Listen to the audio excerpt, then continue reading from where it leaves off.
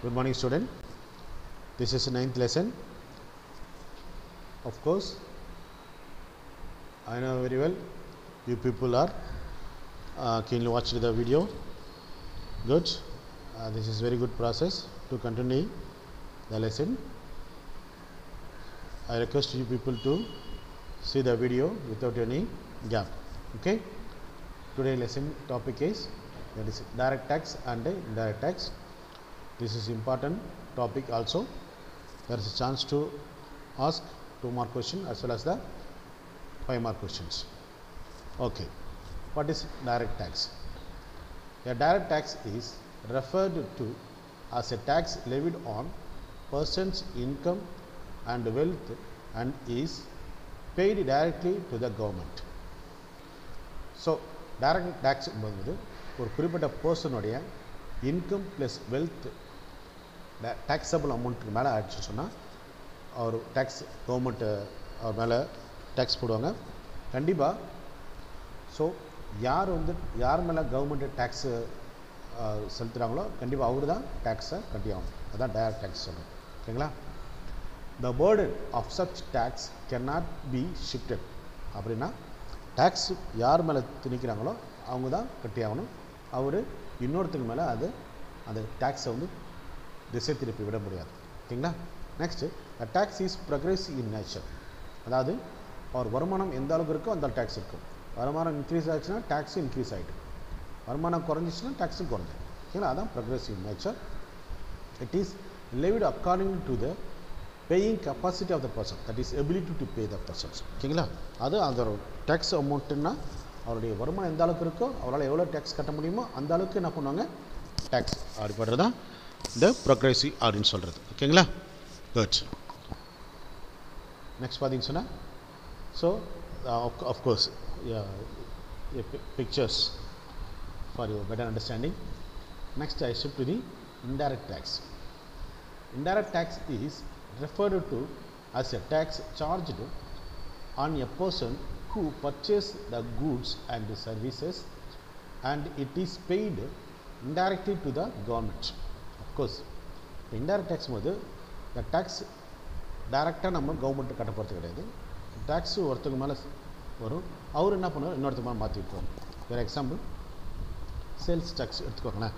நம்ம ட்ரெஸ்ஸு வாங்குகிறோம் எல்லாம் பண்ணுறோம் இல்லையா, நம்ம வாங்கும்போது அதுக்கு டேக்ஸ்ன்னு சொன்னாலே அந்த டேக்ஸ் நாம் நேரடியாக அரசாங்கத்துக்கு கட்டத்தில்லை.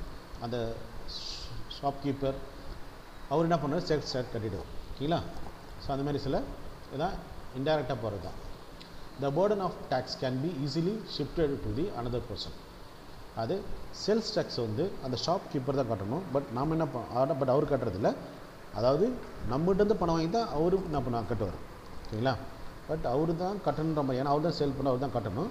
பட் நமக்கு சேல் பண்ணுறாரு இல்லையா, அதனால் நம்மகிட்டேருந்து த்ரூ அந்த சேல்ஸ் டேக்ஸ் வாங்கிட்டு அவர் கட்டிடுவார். இல்லையா? So it is levied on all person equally whether rich or poor. Of course அதான் என்ன சொன்னேன். ஸோ அது ரிச் பீப்புளாக இருந்தாலும் புவர் பீப்புளாக இருந்தாலும் டேக்ஸ் அமௌண்ட்லேருந்து அதாவது இன்டைரக்ட் டேக்ஸ் அமௌண்ட்லேருந்து நம்ம என்ன பண்ண முடியாது, எஸ்கேப் ஆக முடியாது. ஓகேங்களா? Of course GST goods and service tax பார்த்தீங்கன்னா இன்றைக்கி நம்ம வாங்குகிற எல்லா பொருட்களுக்குமே நம்ம வரி கொடுக்குறோம். ஓகேங்களா? அது ரிச் பீப்புளாக இருக்கட்டும் இல்லை புவர் பீப்புளாக இருக்கட்டும். ஓகேங்களா? ஸோ இது நல்ல example for watch that is a indirect tax. Okay. So this is ஒரு சார்ட் இருக்குது உங்கள் புக்கில் இருக்குது, பேஜ் நம்பர் 185 இருக்குது. கண்டிப்பாக நீங்கள் நல்ல ஒரு ஹெல்ப்ஃபுல்லாக இருக்கும் உங்களுக்கு. ஸோ டைரக்ட் டேக்ஸ் பார்த்துச்சுன்னா ultimate burden of tax payments அவர்கிட்ட தான், இண்டிவிஜுவல்கிட்ட தான். ரெஸ்பான்சிபிள் ஆஃப் டேக்ஸ் பே அவர்கிட்ட தான். This is simple of government. Okay. Example income tax. when you earn income you are responsible for tax payment and you also have the burden. So நீ எவ்வளோ income earn பண்ணுறியோ ஒரு குறிப்பிட்ட level அந்த mark level போச்சுன்னா நீ tax கட்டி ஆகணும். அந்த டேக்ஸோடைய பேர்டனு யூ ஹாவ் டு மெயின் பேர். ஓகேங்களா? நீங்கள் தான் சுமந்தாகணும். பட் இந்த கேஸ் இன்டைரக்ட் டேக்ஸ் பார்த்திங்கன்னு சொன்னால் ஸோ டேக்ஸ் பேயருக்கும் இங்கே பார்த்திங்கன்னு சொன்னால் டேக்ஸ் கலெக்டருக்கும் அதாவது கவர்மெண்ட்டுக்கும் டேக்ஸ் பேயருக்கும் there is no in between, யாரும் இல்லை டைரக்ட் டேக்ஸில். பட் இந்த கேஸ் இன்டைரக்ட் டேக்ஸில் டேக்ஸ் பேயர் இருக்கார், பட் இன் பிட்வீன் யாரும் இருக்கிறாங்க. ஸோ அவங்கள்ட்ட தான் இங்கே போர்டு டேக்ஸ் போர்டு. ஓகேங்களா. the ultimate burden of tax payment, that is purchases. அப்போ என்ன பண்ணால், ஸோ நம்ம வாங்குகிற பொருள் மேலேருந்து நம்ம என்ன பண்ணோம், அதை டேக்ஸ் பண்ணுறோம். Responsibility to tax pay shopkeeper, இவர் தான் இல்லைங்களா. when you buy stuff, the shopkeeper is responsible for the tax payment, but he can collect it from you. அப்படின்னு அர்த்தம், நம்மக்கிட்ட இருந்து டேக்ஸை இவர் கலெக்ட் பண்ணி இவர் கலெக்ட் பண்ணும். என்னென்னா பேமெண்ட்டுக்கு போவார், ஓகேங்களா, கவர்மெண்ட்டுக்கு. ஓகேங்களா, goods. So this is the ஒரு distinction between direct tax and indirect tax. But இது எக்ஸாக்ட் டிஸ்டிங்ஷன் கிடையாது, இல்லை டிஃப்ரென்ஸ் பிட்வீன் கிடையாது, பட் ஒரு ஒரு எக்ஸ்ப்ளனேஷன் பேசுகிறோம். ஓகேங்களா.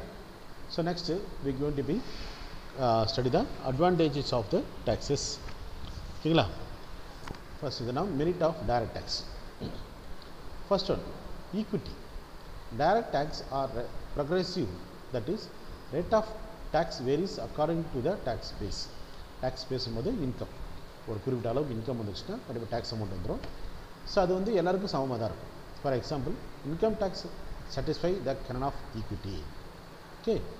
Next வந்து certainty. Canon of certainty can be ensured by direct taxes. For example, an income taxpayer know when and at what rate he has to pay the income tax. So one of the merit பார்க்கும்போது the direct taxல to fulfill the certainty அப்படின்ற canon of taxationல certainty என்ற ஒரு character வந்து fulfill பண்ணுது. ஓகேங்களா, good. Next பார்த்தீங்கன்னு சொன்னால் elasticity. So direct tax also satisfy the canon of elasticity, the ability to pay. Income tax is income elastic in nature. As income level increases, the tax revenue to means to the government also increases automatically. இல்லைங்களா. அப்போது income increase ஆக அதை progressive இன் நேச்சர்னு சொல்லுவாங்க இல்லையா. இப்போ income tax அதுக்கு character இருக்குது, எலாஸ்டிசிட்டின்ற character இல்லையா, நெகட்டிவ் தன்மை அப்படின்னு சொல்லுவாங்க. அது இன்கம் இன்க்ரீஸ் ஆக டைரக்ட் டேக்ஸோடைய அமௌண்ட்டு இன்க்ரீஸ் ஆகும் கவர்மெண்ட்டு சார், அதை எலாஸ்டிசிட்டின்னு சொல்லுவாங்க. இது ஒரு ப்ரொக்ரெசிவ் டேக்ஸஸ் அப்படின்ற கேனனை வந்து ஃபுல்ஃபில் பண்ணுது. Of course economy, this is also one of the canon. The cost of collection of direct tax is relatively low. The taxpayer pay the tax directly to the state. So the taxpayer வந்து டைரெக்டாக அவங்களோட tax வந்து government கட்டிடுறதுனால, so அதை collect பண்ணுற அமௌண்ட்டோடைய அந்த expenditure பார்த்தீங்கன்னு சொன்னால் கண்டிப்பாக கம்மியாக தான் இருக்கும். So these are the merits of the direct tax. Okay. Next of course ஒரு மெரிட் அப்படின்னு சொன்னால் ஒரு டிமெரிட் அப்படின்னு இருக்க தான் செய்யும். ஸோ நெக்ஸ்ட் பார்த்தீங்கன்னா டிமெரிட் ஆஃப் டைரக்ட் டேக்ஸ் வந்து ஃபர்ஸ்ட் ஒன்று இது அன்பாப்புலர். இது ஏன் அன்பாப்புலர்னு சொல்கிறாங்க? So direct tax are generally unpopular because it is inconvenient and less flexible. இல்லை, இது வந்து கரெக்டாக அந்த பர்சன் வந்து இன்கம் ஐடென்டிஃபை பண்ணுறது வந்து கரெக்டாக ரொம்ப கஷ்டம். எத்தனை பேருங்க நீங்கள் வந்து இன்கம் டேக்ஸ் டைரக்ட் டேக்ஸ் கட்டுறாங்க இன்றைக்கி கவர்மெண்ட்லன்னு பார்த்தோன்னு சொன்னால் நாட்டில்னு அது கரெக்டான ஃபிகருக்கு வர்றது ரொம்ப கஷ்டம். Right people they are paying அப்படின்னு பார்த்தா இட்ஸ் நாட் இல்லையா. அப்போ வந்து ஒரு அன்பாப்புலரான ஒரு விஷயம் தான் இந்த டைரக்ட் டேக்ஸ்னு சொல்கிறது. Next, productivity affected. According to many economist, direct tax may adversely affect productivity. Citizens are not willing to earn more income because in that case they have to pay more tax. பார்த்தீங்களா. அப்போது ஒரு குறிப்பிட்ட லெவலுக்கு மேலே நம்ம ஏன் உழைக்கணும், நம்ம உற்பத்தி பண்ணணும், நம்ம ஏர்ன் பண்ணணும். பிகாஸ் அதுக்கு மாதிரி ஏர்ன் பண்ணணும்னா அது டேக்ஸ் அமௌண்ட் ஆகிடும். நம்ம கஷ்டப்பட்டு சம்பாரித்து நாம ஏன் வந்து இன்னொருத்தருக்கு டேக்ஸ் கட்டணும், அரசாங்கத்துக்கு ஏன் டேக்ஸ் கொடுக்கணும் அப்படின்னு சொல்லிட்டு ஒரு சுச்சுவேஷன் இருக்கிறதுனால பீப்புளுடைய அந்த ப்ரொடக்டிவிட்டின்ற ஸ்பீட் ஆஃப் ப்ரொடக்ஷன் சொல்லக்கூடிய அந்த விஷயத்தை வந்து இந்த இன்கம் டேக்ஸ் டைரக்ட் டேக்ஸ் வந்து கொண்டு வருதுங்க. அதாவது ப்ரொடக்டிவிட்டி அஃபெக்ட்னு சொல்கிறாங்க. ஓகேங்களா. இன்கன்வீனியன்ட். நெக்ஸ்ட் டிமெரிட் பார்த்தீங்கன்னா inconvenient. The taxpayers find it inconvenient to maintain accounts, submit return and pay tax in lump sum amount. அதாவது இன்கம் டேக்ஸோடைய அந்த ஃபைலை மெயின்டைன் பண்ணுறது அது ரிட்டர்ன் பண்ணி அந்த அமௌண்ட் திரும்ப வாங்குறதுன்ற விஷயம்லாம் மிகப்பெரிய ஒரு சவாலாக இருக்கிறதுனால ஒரு இன்கன்வீனியண்ட்டாக இதை நம்ம ஃபீல் பண்ணுறோன்னு சொல்கிறாங்க. இது டைரக்ட் டேக்ஸுடைய டிமெரிட்ஸ். நெக்ஸ்ட் பார்த்திங்கன்னா டேக்ஸ் எவிஷன். அஃப்கோர்ஸ் டைரக்ட் டேக்ஸில் அந்த டேக்ஸை வந்து எவிஷன் பண்ணுறது, அதாவது கட்டாமல் விடுறது இல்லையா, அரசாங்கத்தை வந்து கட்ட வேண்டிய பணத்தை வந்து கட்டாமல் விடுறதுன்றது வந்து நடக்கிறதுன வாய்ப்பு நிறையா இருக்குங்க. The burden of direct tax is so heavy that taxpayer always try to evade taxes. This ultimately led to the generations of black money, which is harmful to the economy. Once people வந்து tax கட்டலை அப்படின்னு சொன்னால் அந்த மணி வந்து அது accumulate ஆகிட்டே இருக்கும், எங்கே அது ஜென்ரேட் ஆகிட்டே இருக்கும். எப்படி இது அது பிளாக் மணி ஜென்ரேட் ஆகிடும். அந்த பிளாக் மணி மார்க்கெட்டுக்கு என்டர் ஆகும்போது ஒரு லேப்பர் டெஃபினட்டாக இது சமுதாயத்துக்கு பொருளாதாரத்துக்கு மிகப்பெரிய ஒரு சவாலாக தான் வந்து சேரும். ஸோ அதான் பிளாக் மணியுடைய இம்பேக்ட் அது. ஓகேங்களா, அது தனியாக நம்ம அதை what are the impact of black மணின்றதை டைட்டில் படிப்போம். So these are the demerits of the direct tax. Okay, my dear students. Next, type of indirect tax or indirect tax. இல்லை indirect tax பார்த்துட்டு அவள் டைப் நம்ம பார்ப்போம். நம்ம அதில் ஆக்சுவலாக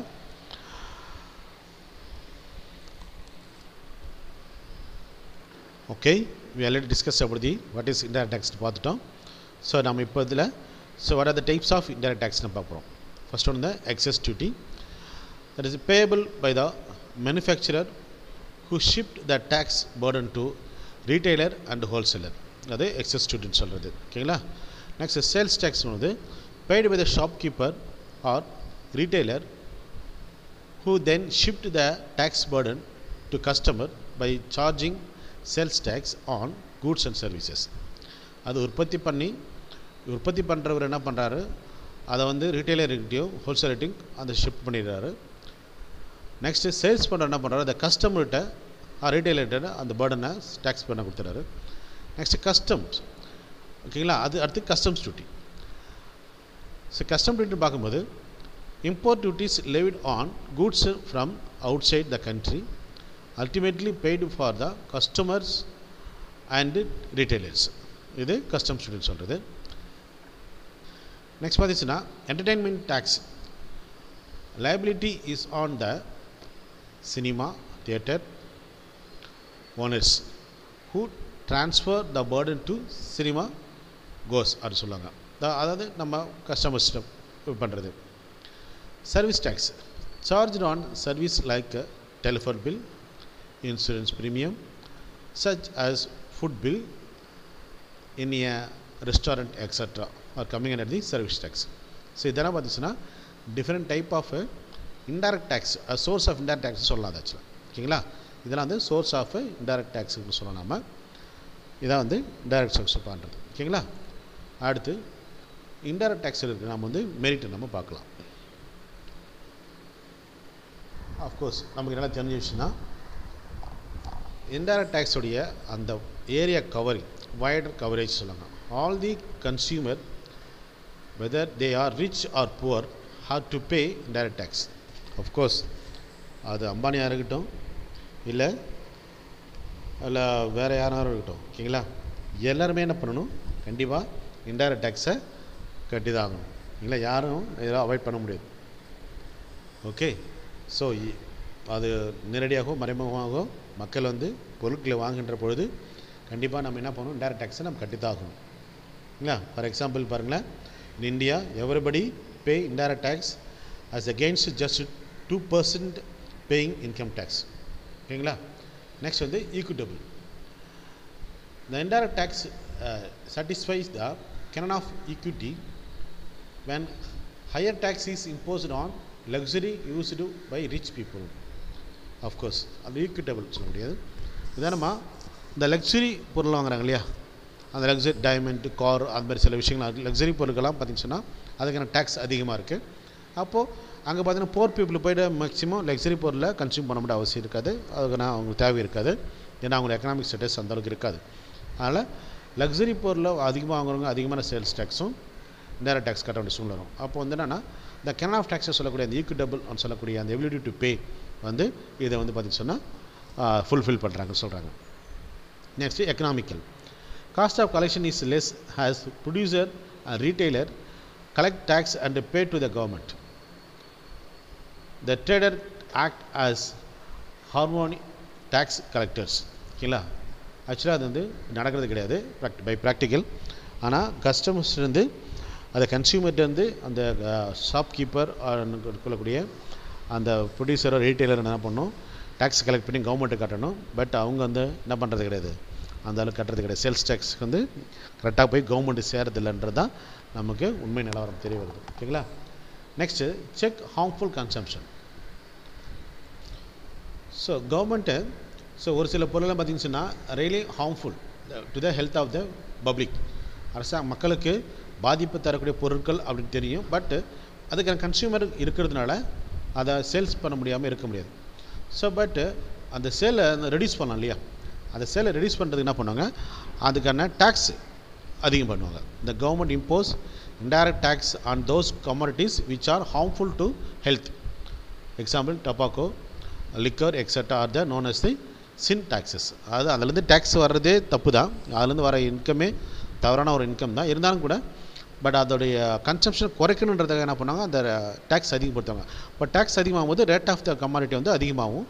so number of the person purchase பண்ணுறது குறைன்றதுனால தான் அது இன்டைரக்ட் டேக்ஸு மேலே போடுறது advantage. Next, convenient. Indirect tax are levied on commodities and services. Whenever consumer make purchases, they pay tax along with the prices.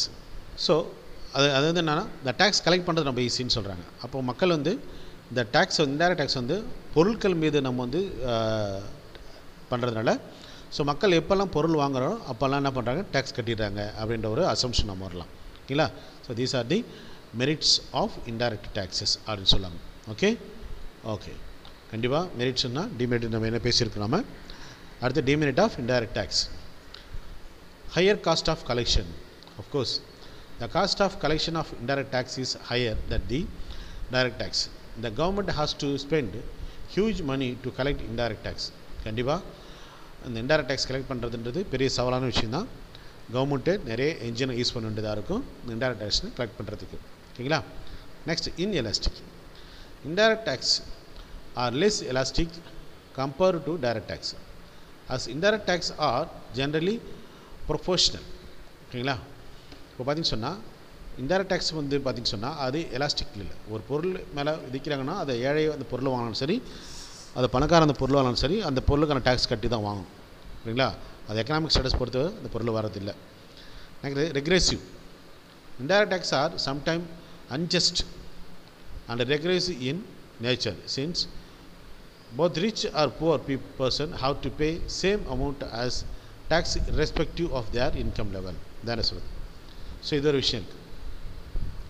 அப்போ ரெக்ரெசிவ்னா புவர் பீப்புளாக இருந்தாலும் சரி, rich பீப்புளாக இருந்தாலும் சரி, ஒரு குறிப்பிட்ட அமௌண்ட்டுக்கு நான் டேக்ஸை வந்து கட்டி தான் ஆகணும். Next uncertainty. The rise in indirect tax increase the price and reduce the demand for goods. Therefore, the government is uncertain about the expected revenue collections. புரியுங்களா. அதாவது பொருட்களை விலை அதை டேக்ஸ் இன்க்ரீஸ் பண்ணும்போது கண்டிப்பாக என்ன பண்ணும், அந்த பொருளோட விலை ஏறிடும்.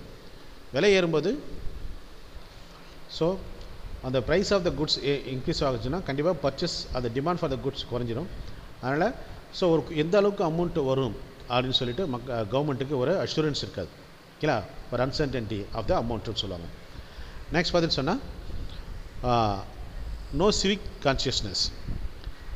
As the tax is hidden in price, the consumer are not aware of paying tax. அது நோ சிவிக் கான்ஷியஸ்னஸ்னால் அப்போ கூடிய ஒரு ரெஸ்பான்சிபிலிட்டிஸ் இல்லாமல் போய்டும். நம்ம டேக்ஸ் கட்டுறோமா இல்லை நம்ம டேக்ஸ் கட்டணுமா அப்படின்ற ஒரு கான்ஷியஸ் லாஸாக போய்டும் கன்சியூமருக்கு. ஏன்னா டேக்ஸ் வந்து தனியாக வர்றது கிடையாது, பொருட்களுடைய விலைகளோட டேக்ஸ் சேர்ந்துருக்கிறதுனால அந்த கன்சியூமருக்கு வந்து நம்ம எவ்வளோ டேக்ஸ் கட்டுறோம், எவ்வளோ பொருள் வாங்குகிறோம், அப்படி விலை கொடுக்குறோம் என்ற ஒரு கான்ஷியஸ் இல்லாமல் போயிடும் அப்படின்னு சொல்கிறாங்க. So these are the demerits of the indirect tax. Okay okay next பார்த்தீங்கன்னா comparison of that is comparison chart சொல்லுவாங்க, அதை டிஸ்டிங்ஷன் பிட்வீன் சொல்லலாம் அதை இல்லைங்களா. ஸோ இது வந்து முக்கியமான ஒரு 5 மார்க் கொஸ்டின் வரும். ஸோ பேசிக் கம்பேரிசன் போது meaning what is direct tax, what is indirect tax சொல்லிட்டு நம்ம மீனிங் சொல்லியிருப்போம். I don't want to spend more time with this slide because already we discussed about the what is direct tax, nature அப்படினா இது progressive nature, regressive nature, and incident பார்த்தீங்கன்னா சொன்னா so direct tax fall on the same person, fall on the different person, that is this tax can able to shift indirect tax. Next tax base பார்க்கும்போது income or wealth of the இல்லையா assessee சொல்லுவாங்க அத person.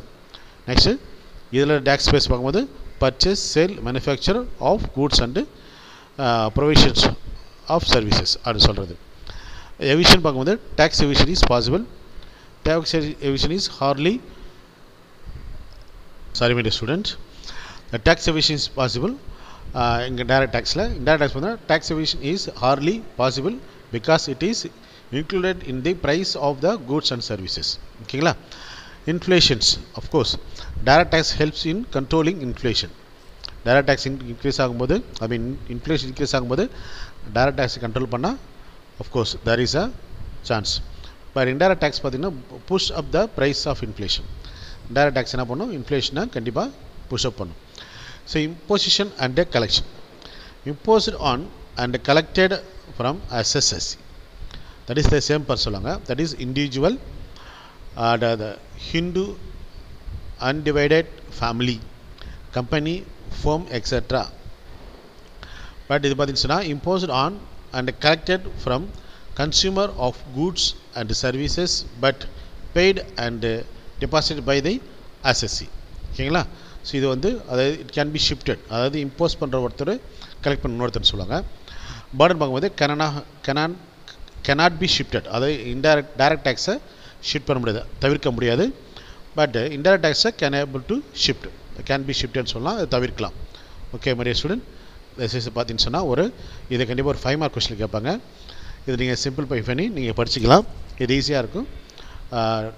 Distinction between direct tax and indirect tax சொல்லிட்டு உங்களுக்கு கேட்கறதுக்கு வாய்ப்பு இருக்குது. Okay my dear student, ஒரு கம்ப்ளீட்டாக வாட் இஸ் டேக்ஸ்ன்னு பார்த்துருக்கோம், டைரக்ட் டேக்ஸ் பார்த்துருக்கோம், இன்டைரக்ட் டேக்ஸ் பார்த்துருக்கோம், ஒவ்வொன்றுக்கும் மெரிட்ஸ் அண்ட் டிமெரிட்ஸ் பார்த்துருக்கோம். ஓகேங்களா.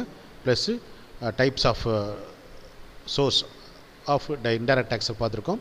இப்போ கம்பேரிசன் சார்ட் சொல்லக்கூடிய distinction between direct tax and indirect tax பார்த்துருக்கோம். கண்டிப்பாக ஒரு நல்ல ஒரு கொஷின் கேட்கக்கூடிய பார்ட்டு தான் இது. படிங்க, கேர்ஃபுல்லாக வீடியோ வாட்ச் பண்ணுங்கள், டவுட் இருந்தால் கிளாஸ்க்கு கேளுங்க. Have a nice day. I continue the class from the next video.